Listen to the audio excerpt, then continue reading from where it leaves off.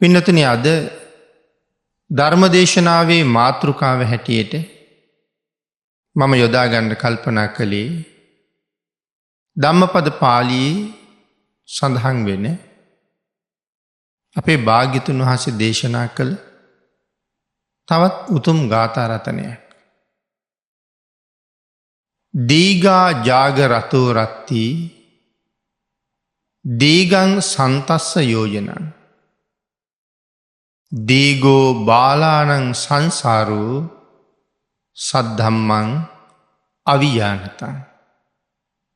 මේ ගාථාරත්නයේ සරල තේරුම තමයි දීගා ජාග රතෝ රත්ති.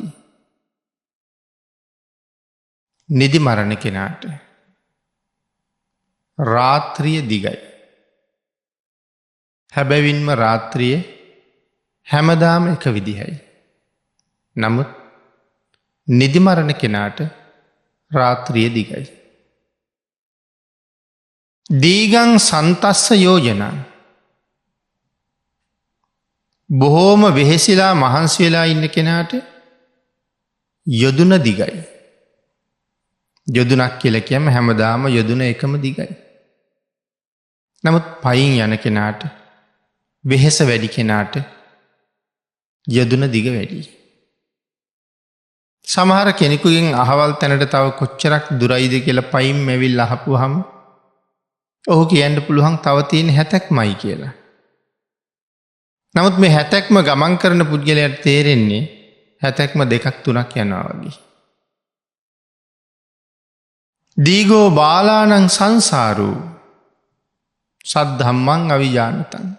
අන් ඒ වගේ තමයි ධර්මය නොදන්නා වූ අඥානයට මේ සංසාරයත් හුඟක් දිගයි කියලා දේශනා කළා. මේක තමයි ගාථාරතනයේ සරල තේරුම. එතකොට අපේ භාග්‍යතුන් වහන්සේ කවුරුන් නිසා මොන හේතුවකින් මෙවන් ගාථාරතනයක් දේශනා කළාද? කොසල් මහරජුරවන්ට තමයි මේ ගාථාරතනයක් දේශනා කරන්නේ. කොසල් මහරජ්ජුරු එක දවසක් තමන්ගේ රාජ්‍යයේ සිරිනරඹමින් රටවැසියාගේ ඕන එපාකං හොයා බලමින් තමන්ගේ රට ඇතුළේ සැරිසරන දවසක රජ්ජුරුව දැක්කා බොහොම ලස්සන තරුණ කාන්තාවක්. රජ්ජුරුවන්ට මේ තරුණ කාන්තාව පිළිබඳව අදහසක් ඇති වුණා. රජ්ජුරුව ඒ තැන හොඳට මතක තියාගත්තා. පස්සේ මාලිගාවට ගිහිලා රාජපුරුෂයන්ට කතා කරලා රජ්ජුරුව මතක තියාගත්ත තැන සංඥාවල් ටික කියලා ඒ තරුණිය විවාහකද අවිවාහකද කියලා විමසන්න කියලා කිව්වා. මේ අය විමසලා බලලා ඇවිල්ලා කියනවා මහරජය ඇය විවාහක කාන්තාවක්. ඇයි විවාහ කියලා දැනගත්තත් රජ්ජුරුවන්ගේ හිතේ ඇති වුණ රාග ගින්න පාලනය කරගන්න බැරුව ගියා. ඇය තමන් සතු කර ගැනීමේ දැඩි අවශ්‍යතාවයක් තියෙනවා. එහෙනම් ඇගේ ස්වාමියාට එන්න කිව්වා. ස්වාමියා ගෙන්නගෙන ස්වාමියාට රජ්ජුරුව යම් කාර්යයක් පැවරුවා. මේ මනුස්ස ලෝකෙ නැති මැටි වර්ගයක් සහ මල් වර්ගයක් අරගෙන එන්න කියලා. නමුත් ඒක මනුස්ස ලෝකේ නෑ කියලා කියන්නේ නෑ. මෙන්න මේ වර්ග දෙක මම නාන වෙලාවට කලින් ගේන්න ඕනේ කියලා. ඉතින් මේ පුද්ගලයා දන්නවා මේක හොයන්න බෑ මනුලොවින්. කෙසේ වෙතත් රාජ ආඥාව. මේ ආඥාව මොකටද කියලා දන්නවා. නමුත් රාජාඥාවට විරුද්ධ වෙන්න පුළුවන් කමක් නෑ. ගෙදර ගිහිල්ලා බිරිඳටත් කියලා කෑම එකකුත් හදාගෙන මෙයා පිටත් වුණා ඉතින්. කැලේ මැදට ගිහිල්ලා මගදී හම්බ වුණා මගියෙක්. තමන්ගේ කෑමකින් කොටසක් ඒ මගියටත් දුන්න. ඉතුරු එක කැලේ තියෙන විලක් ළඟ වාඩි වෙලා අනුභව කළා. ඉතුරු ආහාරය ඒ විලේ හිටපු මත්ස්‍යයන්ටත් දුන්නා. දීලා මොහු ප්‍රාර්ථනාවක් කරනවා මේ විලට අධිග්‍රහිත වෙච්ච දියරකුසේ නාගරාජී කිසියම් කෙනෙක් වෙත්නම් මම මේ කුඩමස්සන්ට දන් දීලා ලබාගත් පිනත් මගදී මගියෙකුට දන් දීලා ලබාගත් පිනත් අනුමෝදන් කරනවා. මං අනුමෝදන් කරන මේ පින් ලබාගෙන මගේ ජීවිතේ බේරගන්න පුළුවන් නම් මට මෙන්න මේ මැටි සහ මල් ගෙනල්ලා දෙන්න කියලා ඉල්ලීමක් කළා. හැබැයි ටික වෙලාවක් යනකොට ඊටාම මහලු මිනිස්සෙක් මැටි මලුයි දෙකම ගෙනල්ලා දෙනවා. පස්සේ සඳහන් කරලා තියෙනවා නාගලෝකෙන් ආපු නාගරාජයෙක් තමයි මේ ගෙනල්ලා දෙන්නේ කියලා. රජ්ජුරුව හොඳ ආකාරවම දන්නවනේ මේ දෙක මනුස්ස ලෝකේ හොයන්න බෑ කියලා. හැබැයි රජ්ජුරුව කියනවා මිනිස්සු කියලා කියන්නේ මහ පුදුම જાතියක්. ඒ ඉඳ බැරි වෙලාවත් මේ මිනිහා මේ මලුයි මැටි අරගෙන එන්න පුළුවන්. එහෙම එනවා දැක්කොත් වාසල් පවුර වහන්න කියලා කිව්වා. ඇත්තටම මොහු මැටි මලුයි අරන් එනවා රාජපුරුෂයෝ දැක්කා. වාසල් පවුර ඇහුවා. මේ පුද්ගලයා ඇවිල්ලා කතා කළා දොර ඇරියේ නෑ. තමන් ආපු බව සඳහන් කළා. ගෙනාපු දේවල් වාසල් පවුර උඩ තිබ්බා. ඔහු පන්සලට ගියා. රජ්ජුරුව පහුවදා කැඳෙව්වා. නාන්න කලින් ගේන්න කියපු දේවල් ඇයි ගෙනාවේ නැත්තේ කියලා ඇහුවා. ස්වාමීනි මම ගෙනාවා. නමුත් ඔබතුමන්ගේ සේවකයෝ දොරවල් වැහුවා. ඒ නිසා ඉතින් මට එන්න විදිහක් නැහැ. ඒක දැනුවත් කළා පස්සේ දැන් ඔහු මේ ටික වාසල් පවුරුඩ තියලා පන්සලට ගියා. දැන් හෙට මොහුට වරදට චෝදනා කරලා වැරදිකරු කරලා දඬුවම් කරලා ජීවිතක්ෂයට පත් කරන්න රජුරවන්න පුළුවන්. රජුරුව ආදරේ මේ නොයෙක් දේවල් කල්පනා කර කර අර කාන්තාව පිළිබඳවත් කල්පනා කර කර නින්දත් නොනින්දත් අතර තමයි ඉන්නේ. ආන් ඒ වෙලාවේ රජුරුව හීනයක් දකිනවා. ඒ හීනෙන් රජුරුව ගොඩාක් බය වෙනවා. රජුරුව බය වෙලා නැගිටිනකොට මුළු ශරීරයම දාඩියෙන් තෙත් වෙලා තියෙනවා. ඒ රජුරුව බය වෙන්නේ. රජුරවන්ට ඇහෙනවා මහ භයානක හඬවල් 4ක්. දූෂණ සෝ කියන හඬවල් 4ක් තමයි එන්නේ. දුයන්නයි, සයන්නයි, නයන්නයි, සෝ කියන හඬයි ඇහෙනවා. මේකින් තමයි රජුරුව බය වෙන්නේ හොඳට. එතෙන්ද රජුරුව කල්පනා කරන්නේ මොකක්ද මේ හඬ කියලා. රජුරවන්ට තේරුම් ගන්න විසඳ ගන්න බෑ. ඒ නිසා රජුරුව පහුවදා උදේ කෙලින්ම යන්නේ බුදුරජාණන් වහන්සේ ගාවට. ගිහලා කාරණාව ඔක්කොම කියනවා. කියලා මේ හඬ පිළිබඳව අහනවා මහ ස්වාමීනි මට කරදරයක්ද රටට විපතක්ද මහ ජනතාවට කරදරයක්ද මොකද්ද මේකේ තේරුම කියලා. භාග්‍යතුන් වහන්සේ දේශනා කළා මහරජ ඔබටවත් රටටවත් ජනතාවටවත් කරදරයක් නම් පෙන්වන්නේ නැහැ තවම. එහෙනම් ස්වාමීනි මොකක්ද ඒ හඬ? සඳහන් කළා මහරජය මනුස්ස ලෝකේ ඉඳගෙන බොහෝසේ පව් කරලා නිරයේ දුක් විඳලා දැන් ලෝකුඹු නිරයේ දුක් විඳින සිටු කුමාරවරු 4 දෙනෙක් ඉන්නවා. පෙර සිටු කුමාරවරු දැන් ලෝකුඹු නිරයේ දුක් විඳිනවා. අන්න ඒ ලෝකුඹු නිරයේ ආයු කාලය අවුරුදු 60000ක්.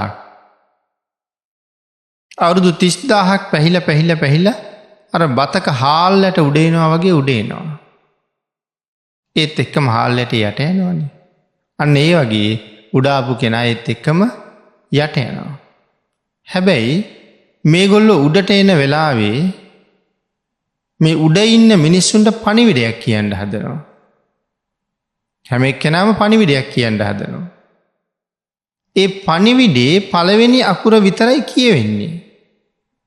දෙවෙනි අකුර කියන්න කලින් එයා ගිලෙනවා. ඉතින් පළවෙනි එක්කෙනා දූ කියනවා ඇහෙනවා. ඒ දූ කියනකොට මෙයා යට යනවා. එයට අය මුකුත් කියන්න හම්බෙන්නේ නෑ. ඊළඟට එන්නේ ස කියන හඬනේ. ඒතකොට දෙවනියා තමයි සයන්නෙන් පටන් ගන්න පණිවිඩයක් කියන්න හදනවා. ඔහු ඒක කියන්න ස කියනකොටම යට යනවා. එතකොට දූ ස.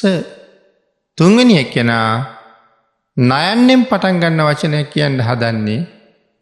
එයාට නයන්න විතරයි කියන්න වෙන්නේ. එතකොට න ඉතුරුයි. එතකොට දූසන. අනිත් එක්කෙනා සෝ කියන අකුරෙන් පටන් අරගෙන යමක් කියන්න හදන්නේ. සෝ කියනකොට මෙයා යට ගිහිල්ලා ඉවරයි. ඒ නිසා රජුරවන්ට මොකක්ද ඇහෙන්නේ? දූසන සෝ කියලා හඬක් ඇහෙනවා. මහා හයියෙන් ඇහෙන හඬ. ඒ නිසා තමයි රජුරු මේ දහදිය හලාගෙන නැගිටින්නේ. ඉතින් මේගොල්ලෝ කියන්න හදාපු කාරණාව තිලෝගුරු සම්මා සම්බුදුරජාණන් වහන්සේ සම්පූර්ණයෙන් දන්න නිසා රජ්ජුරුවන්ට භාග්‍යතුන් වහන්සේ ඒ කාරණාව කියලා දෙනවා. මොනවද මේගොල්ලෝ කියන්න හැදුවේ? පළවෙනි එක්කෙනා කියන්න හදනවා දුක් ජීවිතං අජීවිම්හ යේ සන්තේන දදම් හසු විජ්ජමානේසු භෝගේසු දීපං නාකම්ම අත්තනෝ කියලා. මොකද්ද මේකේ තේරුම? මෙයා කියන්න හදන්නේ යම් විදිහකින් යම් කාලයක් මම මේ ඊටාම දුකසේ දුෂ්කර ජීවිතයක් ගෙවනවද? ඇයි මට මෙහෙම දුක් විඳින්න සිද්ධ වුනේ? මම මනුස්ස ලෝකේ කාලයක් හිටියා. මං ගාව හොඳට ධන සම්පත් තිබ්බා. මට දෙන්න පුළුවන්කම ඕන තරම් තිබුණා. ධන සම්පත් ඇති කාලේ යමක් දන් දෙන්න පුළුවන් කාලේ මං දානය උදෙසා කිසිම දෙයක් දුන්නේ නැහැ. මගේ ධනය යහපතට යෙදුනේ නැහැ. මගේ ධනය යෙදුනේ අයහපතටමයි අනර්ථයටමයි. අන් ඒ නිසා විජ්ජමානේසු භෝගේසු දීපං නාකම්ම අත්තනෝ දෙන්න පුළුවන් දේ විද්‍යමානව තිබියදී යමක් නුදුන්න නිසා මං අද මහා දුකක් විඳිනවා මේ නිරේ ඉපදිලා. ඒ හින්දා හැකිතාක් දම්පැන් දීලා කුසල් රැස් කරගෙන උපදින තැනක සාපිපාසාදී දුකක් නැතු ජීවිත ගත කරන්න දම්පැන් පූජා කරන්න කියන කාරණාව තමයි මේ කියන්න හදන්නේ. නමුත් මුකුත් කියන්න වෙන්නේ නැහැ. දූ කියනකොට ඉවර වෙනවා, යට යනවා. එතකොට අනික් පුද්ගලයා කියන්න හදන්නේ සට්ටි වස්සේ සහස්සානී පරිපුන්නානි සබ්බසු නිරයේ පංචමානානං සදා අන්තෝ භවිස්සති. මොකද්ද මෙයා මේ කියන්න හදන්නේ? මෙයා කියන්න හදනවා හැම කල්හිම අවුරුදු 60,000ක් නොඅඩුව පිරුණා. සට්ටි වස්සේ සහස්සානි. හැම පැත්තෙම අවුරුදු 60,000ක් අඩු නැතුවම මේ වෙනකොට සම්පූර්ණයි. පරිපුන්නානි සබ්බසු නිරයේ විජ්ජමානානං සදා අන්තෝ භවිස්සති. කදා අන්තෝ භවිස්සති. නිරයේ විජ්ජමානානං. මෙයා සඳහන් කරනවා නිරයේ පංචමානානං. විජ්ජමානානං නෙමෙයි පින්තුනේ, නිරයේ පංචමානානං. ඇයි මේ කියන්නේ? ලෝකමු නිරයේ පැසෙන්නා වූ අපට කවදනම් කෙරවලක් දකින්නද? එතකොට යම්සේ හැම අතින්ම 60,000ක් අවුරුදු සම්පූර්ණයි. ඒ කියන්නේ ලෝකමු නිරයේ ආයු කාලය අවුරුදු 60,000යි. කර්මය ඉවර නම් 60,000න් නිදහස් වෙනවා. හැබැයි කර්මය තව තියෙනවා නම් ආයෙත් යට යනවා. ආයෙත් උඩ එනවා. මොකද යට යන්න අවුරුදු 30,000යි, උඩ එන්න අවුරුදු 30,000යි. එහෙම තමයි 60,000 සම්පූර්ණ වෙන්නේ. දැන් උඩ එනකොට ඒ කර්මය ගෙවිලා නම් ඔහු එතනින්ම නිදහස් වෙනවා. නමුත් තවත් කර්ම තියෙනවා නම් ආයවතාවක් යට යනවා. ආය උඩ එනකොට ආයෙත් කර්ම තියෙනවා නම් ආයෙත් යට යනවා. යම්සේ ලෝකමු නිරයේ කොයිතරම් කාලයක් දුක් විඳින්න වෙනවද? ඒ තරම් කාලයක් ඔහුෙහි පැහැෙනවා. ඉතින් මෙයා කියනවා අවුරුදු 60,000ක් පරිපුන්නානි සබ්බසු හැම අතින්ම සම්පූර්ණයි. නිරයේ පංචමානානං කදාන්තෝ භවිස්සති. කවදනං මේ අපාදුකින් මන් නිදහස් වෙන්නේද? ඊළඟ කෙනා කියනවා නත්ති අන්තෝ කුතෝ අන්තෝ න අන්තෝ පතිදිස්සති තදාහි පකතං පාපං මමතු ඉහංච මාරිස. යම් හේකින් ඒ කාලේ මා විසින් මෙහි කෙරවලක් නං දැක්කෙ නෑ. යම් විදිහකට ඒ කාලේ ඔබත් මමත් බොහෝසෙයින් කරන ලද්දේ පව්කම්මයි. මනුස්ස ලෝකෙ ජීවත් එච්ච කාලේ පවෙන් වලකින්ඩ කියල කොච්චර කීවත්, පව් කරන්න එපා කියල කොච්චර කීවත්, පවේ ආදීනව මෙච්චරයි කියල කීවත් කවදාවත් ඇහුවෙනං නෑ. අපි පවුම කර කර ජීවත් වුණා. ඒ නිසා සඳහන් කරනවා මේ දුකේ කෙරවලක් නං නෑ. දුක කෙරවල වන්නේ යම් දවසකද දුක කෙරවලක් දක්නා නොලැබේ. දුකක් කවදහරි අවසන් විය යුතුද? නමුත් මේ දුකේ කෙරවලක් පේන්න නෑ. ඒකයි සඳහන් කරන්නේ තදාහි පකතං පාපං මමතු ඉහංච මාරිස. අපිට පව් කරන්න එපා කියල කීවා. නමුත් කියපු දේ අපි ඇහුවේ නෑ. පව හරියට මිහිරී වගේ දැනෙනවා.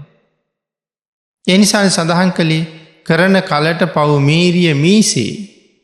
පව් කරන කාලෙනං හරීම කැමැත්තෙන් ඉතාම උනන්දුවෙන් මිනිස්සු පව් කරනවා. නමුත් විඳින කලට දුක් දැඩිවී ගිනිසේ කියල සඳහන් කළා. දුක් විඳින්න ගත්තාම තමයි මෙච්චර පව් කළේ මොකටද කියලා හිතෙන්නේ. නමුත් ඒ වෙලාවට හිතුනට වැඩක් නෑ. දැන් කරලා ඉවරයි පව්. ඉතින් අවසානයේ 4 වෙනිය කියනවා සෝහි නූන ඉතෝ ගන්ත්වා යෝනින් ලද්දාන මානුසින් වදඤ්ඤු සීල සම්පන්නෝ කාහාමි කුසලං බහුම්. මෙයා කියන්න හදනවා යම් දවසක මේ දුක කෙරවල කරලා යෝනින් ලද්දාන මානුසින් මට අවස්ථාව ලැබුණොත් මනුස්ස ජාතියේ උපදින්න මේ දුක ඉවර කරලා ආයෙත් කවදහරි මනුස්ස ජාතියක උපදින්න මට අවස්ථාව ලැබුණොත් ආයෙනම් කවදාවත් පව් කරන්නේ. කිසිම දවසක මේවාගේ දුකකට වැටෙන්ඩ උත්සාහ කරන්නේ නෑ. ඒ ලබාගන්න ශ්‍රේෂ්ඨ මනුස්ස ජීවිතයෙන් සුගතියක්ම හොයාගන්නවා කාහාමි කුසලම් බහුන් කරන්න තියෙන කුසල් බොහෝසේ මම කරනවා කියල කියන්නේ. තැන් ඔය කියන්නේ කොහේ ඉන්න කාලෙද? මේ කියන්නේ අපායේ ඉන්න කාලෙ. හැබැයි මනුස්ස ලෝකෙට ආවට පස්සේ එහි විඳපු දුක අමතකයි. හේතුව මැරිලා ඉපදිච්ච නිසා. දෙවිය ලෝකෙ හිටපු කාලේ විඳපු සැප අමතකයි. දෙව්ලොව ඉන්න පින් මදි නිසා දෙව්ලොවින් චුත වෙලා මෙහි ආවේ අඩුපාඩු කුසල් ටික අරගෙන ආයෙ යන්න. දෙව්ලොව තියෙන සැපයත් එක සංසන්දනය කරාම අපි මනුස්ස ලෝකේ විඳින සැප 12 කලාවෙන් එක කලාවක්වත් වටින්නේ නැහැ. නමුත් මනුස්ස ලෝකේ ඉන්න අපිට මේක මහ ලොකු සැපයක් වගේ දැනෙනවා. හැබැයි අදත් දිව්‍ය සැපය දැනෙන්න පටන් ගත්තොත් මේ සැපේට කවදාවත් ලෝභ කරන්නේ නැහැ. ඒ සැපේ සොයාගෙන යන්න මිනිස්සු වීරිය කරනවා. නමුත් දැන් අපිට ඒක තේරෙන්නේ නැහැ මැරිලා ඉපදිච්ච නිසා. ඒක නිසා තමයි සත්පුරුෂයෝ දහමෙන් කියලා තියෙන්නේ. මෙන්න මේ වාගේ උසස් තැන්වලට ගමන් කරලා අවසානයේ අමා මහ නිවනින් සදාකාලිකව සැනසෙන්න මේ කුසල් හේතු වෙන්න කුසල් කරන්න කියලා සඳහන් කරන්නේ. නමුත් මේ ගාථා රත්නයේ කියනවා කුසල් කරන්න කාල කොච්චර තිබුණද ඒ කාලේ පින් කරගත්තේ නැහැ. මම කියන්නේ මේ අය මේ කරන ප්‍රකාශය දවසක ඔබත් කරන කෙනෙක් බවට පත් වෙන්න එපා කියලා. මනුස්ස ජීවිතයක් තිබුණ, බුද්ධාන්තරයක් තිබුණ, ඕනතරම් පින්කම් කරන්න පුළුවන්කම තිබුණා. ධන සම්පත් තිබුණා. නමුත් ඒකකින්වත් යහපත් දෙයක් කළේ නෑ. මේ නිරේ ඉපදිලා ඉන්න 4 දෙනාම සිටුවරු 4 දෙනෙක්. සිටුවරු කියලා කියන්නේ ධනවත් කියලා කියන්නේ අමුතුවෙන් වමනා නෑ. නමුත් බුද්ධාන්තරවල මිනිස්සු පින්කම් කරන කාලේ මේ 4 දෙනාම කළේ රාරක්කු තියාගෙන මස් අනුභව කර කර රාරක්කු බිබී විනෝද වෙච්ච එක. තිබුණ ධනය වියදම් කළේ යහපතට නෙමෙයි, පෙරපිනෙන් හම්බෙච්ච ධනය වියදම් කළේ අයහපතටමයි. ඉතින් ඒකේ ප්‍රතිඵල තමයි අද මේ තියෙන්නේ. එතකොට රජුරවන්ට මේ හඬ ඇහෙනවා. භාග්‍යතුන් වහන්සේ ගාවට ගිහලා විමසනවා. රජුත් මොකද්ද මේ කරන්න හදන්නේ? රජෙක් වෙන්න සුළු පටු පිනක්ද තියෙන්න ඕනේ? 16 මහා ජනපදයක මහරජෙක් වෙන්න සංසාරේ කරපු විශාල පිනක් තියෙන්න ඕනේ. ඒ තරම්ම පින් කරපු රජුරෝ තමන්ගේ යටත් වැසියන්ගේ කාන්තාව දිහා බලලා නොසරුප් සිත් ඇති කරගෙන තමන්ගේ වටිනාකම, තමන්ගේ ආත්ම ගෞරවය, ඒ සියලුම දේවල් ගැන හිතන්නේ නැතුව පුරුෂයා විනාශ කරලා හරි ඔහුගේ කාන්තාව තමන් සතු කරගන්න උත්සාහ කරන්නේ මොන තරම් කාම දාහයකින් දැවෙමින්ද? ලෞතුරා බුදුරජාණන් වහන්සේ වැඩ ඉන්න කාලේ කාම දාහයෙන් දැවෙන්නන්ට මනා පිළිතුරු සපයන්න දක්ෂ මේ ලෝකේ මහා ශ්‍රේෂ්ඨෝත්තමයන් වහන්සේ වැඩ ඉන්න කාලේ සතර අපායෙන් මිදෙන්න වැඩ කරන්න කොයිතරම් අවස්ථාවක් තියෙනවද? ඉතින් ඒ අවස්ථාවෙන් ප්‍රයෝජන නොගෙන සිතුවිලි වලට වහල් වෙලා නිරේට පාර හදා ගන්නවා මේ රජුරෝ. අන්න ඒක නිසා තමයි රජුරවන්ට මේ කරුණ පැහැදිලි කරලා දීලා අපේ බුදුරජාණන් වහන්සේ අර අපි මාතෘකා කරගත්ත ගාථා රත්නය දේශනා කළා. මතක දේ ගාථා රත්නය දීගා ජාගරතෝ රත්ති දීගං සන්තස්ස යෝජනා. ඇයි මේ ජාගර කියලා කියන්නේ? කෙලෙස් වලට. දීගා ජාගරතෝ රත්ති. කෙලෙස් නින්දෙන් නිදන පුද්ගලයට රාත්‍රිය දිගමදි. කෙලෙස් නින්දෙන් නිදන්නාට රාත්‍රිය දිගමදි. ආන්ගේ කෙලෙස් නින්දෙන් නිදන පුද්ගලයා මුළු රාත්‍රියක් නිදියලා අවදි වෙලත් ඔහුට නින්ද මදි නිසා ඔහු ආයෙත් අනික් පැත්ත හැරිලා නිදා ගන්නවා. ආයෙත් ගිහිල්ලා කතා කරාම ආයෙත් තව ටිකකින් එන්නම් කියලා ආයෙත් නිදා ගන්නවා. නැවතත් ගිහිල්ලා එළි වෙලා කියලා යම් යම් කටයුතු වලට කතා කරාම සමහර වෙලාවට ඇහැරවන අයට බනිනවා. ඔහුට නින්ද මදි. කෙලෙස් නින්දෙන් නිදිනවා. නමුත් මේ ශාසනයේ අපිට ඉගැන්වුවේ එහෙම නිදියන්න කියලා නෙමෙයි. එහෙමනම් කොහොමද මේ ශාසනය අපිට ඉගැන්වුවේ? කායික වෙහෙස දරා ගන්නම බැරි නම් මදක් වෙහෙස නිමා ගන්න සැතපෙන්න අවසරයක් තියෙනවා. හැබැයි කායික වෙහෙස දරා ගන්නම බැරි නම් විතරයි. ඒ වෙහෙස ඉවසගෙන මට තව යම් වැඩ කොටසක් කරගන්න තියෙනවා නම් ජීවිතෙන් උපරිම ප්‍රයෝජන ගන්නයි කියලා තියෙනවා. නින්ද කියලා කියන්නේ ජීවිතයක වඳ බව. මොකද කිසිම ප්‍රයෝජනයක් නැති කාලයක් නේ නින්ද කියලා කියන්නේ. යම් පුද්ගලයෙක් දවසකට පැය 7-8ක් නිදාගත්තොත් ඒ ටික එකතු කරලා බලහම ඒ පුද්ගලයා අවුරුද්දට දවස් කීයද ඇහැරිලා ඉඳලා තියෙන්නේ කියලා. ඒ ටික සකස් කරගෙන තමන්ගේ මුළු ජීවිත කාලයත් එක්ක සංසන්දනය කරලා බැලුවොත් මේ ජීවිත කාලේ මං අවදීන් වැඩ කරලා තියෙන අවුරුදු කීයද කියලා. අන්න එතකොට තමයි පාඩුව තේරෙන්නේ. දැන් කෙනෙක් මේ ලෝකෙ හැමෝම මරණයට බයයිනේ. දැන් මරණාසන්න වෙලා අපි කියමු මෙයා අවුරුදු 70ක් ජීවත් වෙනකොට අවුරුදු 15ක් නිදියලා තියෙනවා. අපි එහෙම උපමාවක් කරමු. අවුරුදු 15ක් නිදියලා තියෙනවා. නිදාගත්ත කාලය එකතු කරාම. එතකොට දැන් අර මරණාසන්න වෙලා ඉන්න පුජ්‍යලයට කල්පනා වෙන්නේ අපරාධි නිදියපු අවුරුදු 15 තුල පින් කරගත්තා නම් මං කොච්චර උසස් තැනකද කියලා. දැන් තමයි ඒ කාලේ අපරාධ කියලා හිතෙන්නේ. ප්‍රයෝජනය තේරෙන්නේ. දීගා ජාගරතෝ රත්ති. නිදි මරාගෙන පොතපත කියවන කෙනාට. බණහන කෙනාට. ධර්ම අධ්‍යාපනය යෙදෙන කෙනාට. භාවනා කටයුතුවල යෙදෙන අයට රාත්‍රිය හුඟක් දිගයි. බණ අහන අයටත් එහෙමයි. ධර්මයේ දේශනා කරන අයටත් එහෙමයි. නිදිවර්ජිතව යමෙක් කටයුතු කරන්නේ නම් ඔහුට රාත්‍රිය බොහෝ දිගයි. තාම එළිවෙන්නේ නැද්ද? තාම එළිවෙන්නේ නැද්ද? හෝරා යන්ත්‍රයේ දිහා බලනවා ඉවරයක් නෑ. හැබැයි නිදි පැදුරේ කෙලෙස් නින්දෙන් නිදියන පුද්ගලයා එළියලා නැගිටින්න කියහම තව ටිකක් ඉඳලා ඉන්න කියනවා. ඒකයි එතන තියෙන වෙනස. නිදි මරන්නාට රාත්‍රිය දිගයි. පයින් යන කෙනාට යොදුන දිගයි. පයින් ගිහිල්ලා බොහෝම වෙහෙසිලා ඉන්නේ. දැන් ඇවිද ගන්න බැරි තරම්. තව කොච්චර දුරද? තව මෙච්චරක් දුරයි. ඉතින් ඒ නිසා පයින් ඇවිදලා මගින් හම්බෙන අයගෙන් තව තව කොච්චර දුරයිද? ඉතින් සමහරලාට පාර කියපු අයටත් බනිනවා බොරු කිව්වා කියලා. මේක ඇදෙන හැතක් මක්ද කියලා හිතෙනවා.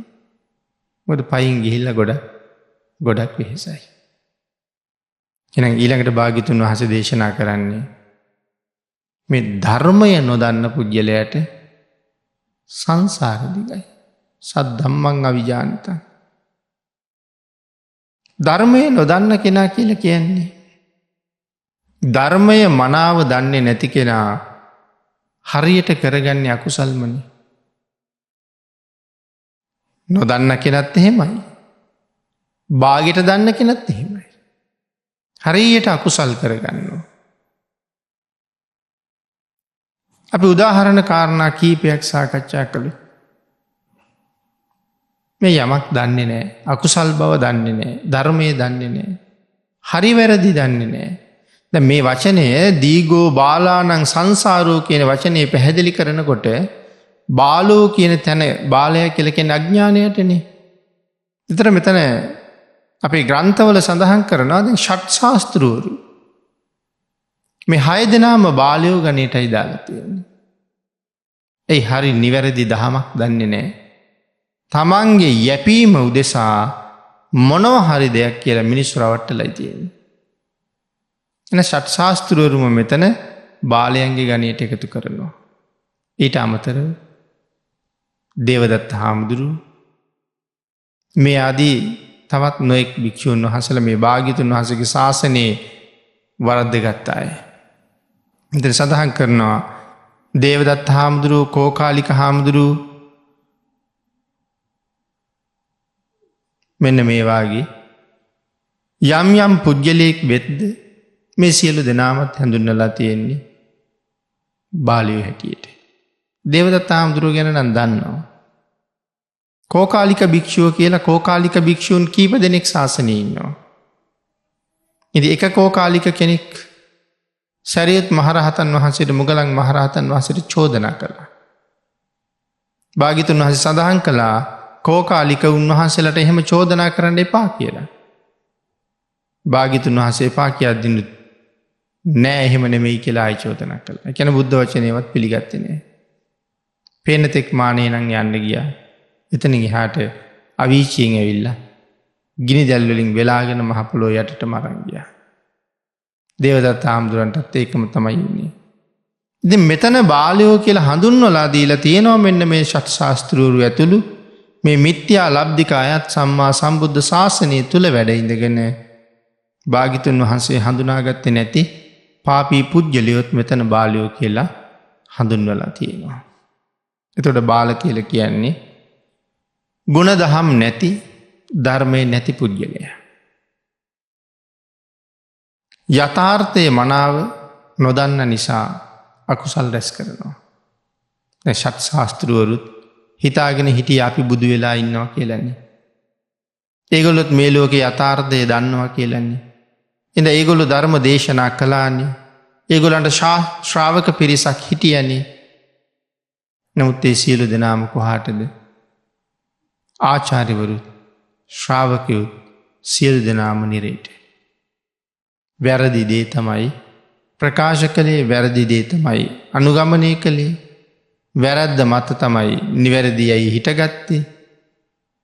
නමුත් භාග්‍යවතුන් වහන්සේ මනුවත කරන්නේ.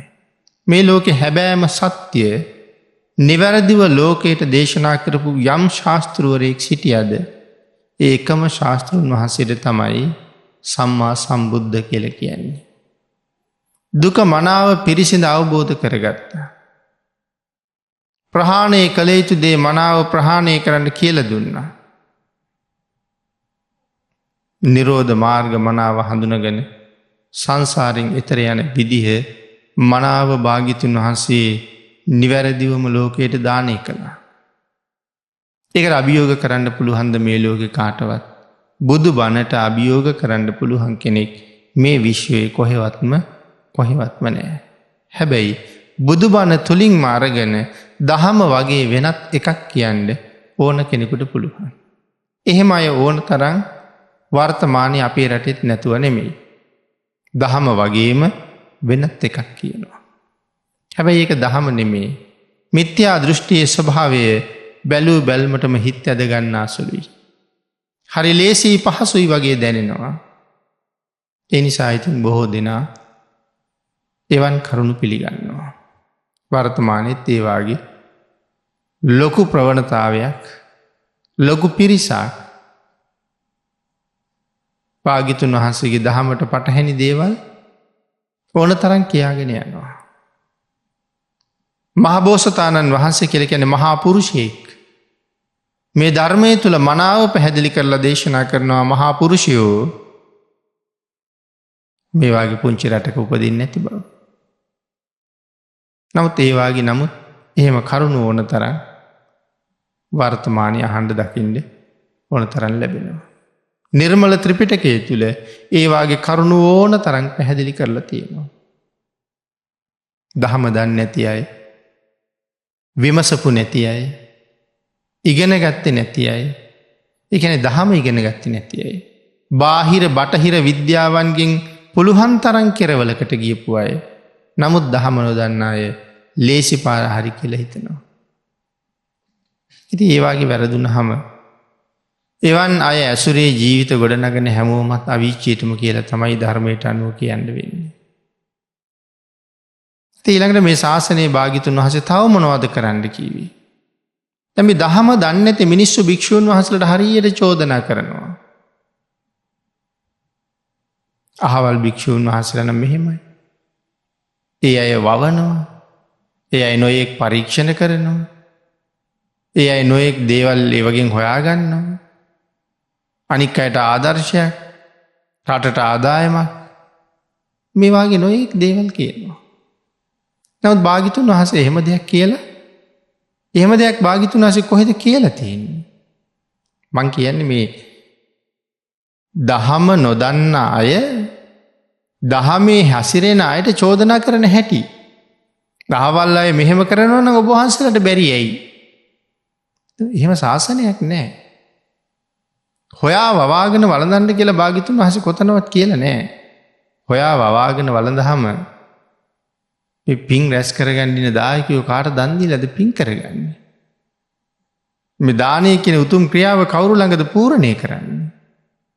අනික හොයා වවා ගන්න ගියහම වෙනම කෙලෙස් සමුදායක් ඒ පැත්තේ තියෙන්නේ. මේක මේ නිවන උදෙසාම යන මාර්ගයක් දේශනා කරලා තියෙන්නේ. ඉතින් භාග්‍යවතුන් වහන්සේගේ ශාසනයේ පිටපැත්තේ පැවිදි වෙලා ඉඳගෙන යම් කෙනෙක් කරන දේවල් මේ ශාසනය ඇතුලේ ඉන්න අයටත් කරන්න කියලා දායකයාගෙන් චෝදනා හම්බෙනවා නම් ඒ අය මේ දහම තුල කොයිතරම් අසරණද කියන කාරණාව ඒකෙන් පේන්නේ. සද්ධම්මං අවිජානතං, ධර්මයේ නොදන්නාකමේ පාඩුව ඒ අයට කොයිතරම් ජීවිතවලට එළමිලාද මේ තියෙන්නේ. ඒකයි භාග්‍යවතුන් වහන්සේ මේ දේශනා කරන්නේ. ඊළඟට භාග්‍යවතුන් වහන්සේ මනාව පැහැදිලි කළා මේ බාලයාගේ ස්වභාවය එහෙමයි. ඉතින් බාලයා ගැන විස්තර බොහෝසේ ධර්මයේ තුල අන්තර්ගතයි. ඉතින් බාලයා දහම දන්නේ නැති හින්දා නිරන්තරයෙන් භාග්‍යවතුන් වහන්සේට චෝදනා කරනවා. දැන් සමහර අය තමන් ධර්මයේ ගොඩාක් හොඳට දන්නවා කියලා හිතාගෙන ඉන්නවා.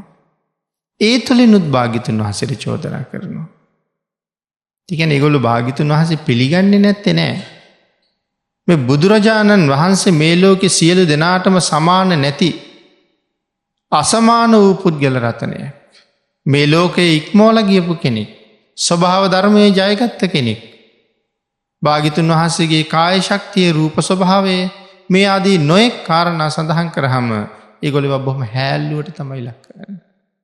එහෙම වෙන්නේ කොහොමද එන අපිටත් වෙන්න ඕනේ කියලා. නමුත් තේරෙන්නේ නැහැ මහා කල්ප අසංඛ්‍ය ගානක් පාරමිතා පුරපු උත්තමයෙකුගේ අපේ තියෙන වෙනස මොකද්ද කියලා. ඒගොල්ලෝ හිතාගෙන ඉන්නේ ඒගොල්ලෝ ධර්ම ගොඩක් දන්නවා කියලා. දන්නවා කියලා හිතාගෙන හිටියට අඩුම තරමේ තිසරණේවත් නැති තරම් අසරණයි. මරුණ ගමන් අවීචයට යන්න ඉන්නයි. ඒ නිසා මේ ධර්ම පරිහරණය කරනකොට ඒක හරි පරිස්සමෙන් කළ යුතු දෙයක්. අල්ප මාත්‍රයක්වත් තුනුරුවන්ට නින්දා නොවන විදිහට කළ යුතු දෙයක්. භාග්‍යතුන් වහන්සේට අපහාස නොවන විදිහට කටයුතු කළ යුතු දෙයක්. ඒ නිසයි මෙතන බාලයට සසර හුඟක් දිගයි කියලා කියන්නේ ඔහු එහෙම අකුසල් කර කර ඉඳලා නිරේ ඉපදෙනවා. නිරේ අකුසල් ගෙවල ගෙවල තිරිසන් ලෝකෙට වැටෙනවා. තිරිසන් ලෝකෙට වැටුනහම කවද කොයි කාලේ නිදහස් වෙන්නද? ඒ තිරිසනෙකුට පින් දෙන්නත් බෑනේ. ප්‍රේතයන්ට නම් පින් දුන්නේ නැහැ. තිරිසන්නුන්ට අපි දෙන පින් හම්බෙන්නේ නැහැ කියලා ධර්මයේ සඳහන් කරලම් තියෙනවා. ඉතින් අපි දෙන පිනක්වත් ඔහුට ලැබෙන්නේ නැත්නම් තිරිසනා කවදා තනියම පින් කරලා සංසාරයෙන් ගොඩ යන්නේද? කාලාන්තරයක් ගෙවිලයි. මොකද අපිත් තිරිසන් ලෝකවල හිටියා. නමුත් කොයි කාලේ නිදහස් වුණාද කොයි කාලේ නිදහස් වෙයිද කියලා අපි දන්නේ නැහැ. ඒක නිසා බාලයට සසර බොහොම දිගයි සත් ධම්මං අවිජානතං. ධර්මය නොදැන ගන්න පුද්ගලයා හැමදාම Tamanට අනර්ථයක් කරගන්නවා. භාග්‍යතුන් වහන්සේ නිරන්තරයෙන් දේශනා කළා පංචශීල ප්‍රතිපදාවක් මත හික්මෙන්න කියලා. නමුත් ඉතින් අපි කීකරු නෑනේ. ආර්යයන්ට අකීකරු වෙච්ච නිසාම මෙච්චර කාලයක් සංසාරේ දුක් විඳා නැවතත් භාග්‍යතුන් වහන්සේ මුණ ගැහුණා. තාමත් අකීකරුයි. එක සරණක්වත් නැතුව මේ සංසාරේ හිටපු කාල නිමක් නෑ. නමුත් මේ කාලේ 3 සරණක්ම හම්බෙලා. නමුත් අපිට සරණ නෑ. මොකද අපි ඒ සරණ ලබන්න සූදානම් නෑ. ඒ නිසා වහවහ උත්සාහ කළ යුත්තේ තුනුරුවනේ සරණ කියන එක මේ සංසාර ගමන ඉතාම කලාතුරකින් හම්බෙන එක. ඒ ලැබුණ අවස්ථාවෙන් ප්‍රයෝජන ගන්න යම් කෙනෙකුට පුළුවන් නම් ඔහු තමන්ගේ ජීවිතයට හොඳ සාධාරණයක් කරපු කෙනෙක් බවට පත් වෙනවා. ඒ නිසා ආර්යයන් වහන්සේලාට කීකරු වෙලා තිසරණයේ පංචශීලයේ මනාව ආරක්ෂා කරගෙන ධර්මානුධර්ම ප්‍රතිපදාවේ හැසිරෙමින් කෙලෙස් වර්ධනය කරන්න නෙමෙයි තියෙන්නේ. කෙලෙස් ඡය කරලා දාන්න. උපන් අකුසල් යටපත් කරන්න. නූපන් අකුසල් නූපදවන්න. උපන් කුසල් වර්ධනය කරන්න. නූපන් කුසල් උපදවන්න කියන එකයි භාග්‍යතුන් වහන්සේ අපිට දුන්න තේපා පාඨය. ඊට අනුව කටයුතු කරන්න යම් කෙනෙක් උත්සාහ කළාද ඔහුට පව් කරන්න යන හැම මොහොතකම මේක මතක් වෙනවා. ඒ තුලින් Tamanට ලැබෙනවා පුදුම රැකවරණයක්. ඒ රැකවරණය තුලින් සුගතියෙන් සුගතියට ගමන් කරලා ප්‍රාර්ථනීය ආකාරයෙන් අමා මහ නිවනින් සැනසෙන්න ඒක අපි සියලු දෙනාටම මහත් භාග්‍යවන්ත අවස්ථාවක් බවට පත් කරගන්න හැකියාව තියෙනවා. ඒ අවස්ථාවෙන් ප්‍රයෝජන අරගෙන වහවහ සංසාර සාගරයෙන් එතරට ගමන් කරන්න සියලු දෙනාටම රත්නත්‍රයේ ආශිර්වාදයෙන් ශක්තිය, ධෛර්යය, වාග්ය, වාසනාව උදා වේවා කියලා ප්‍රාර්ථනා කරනවා.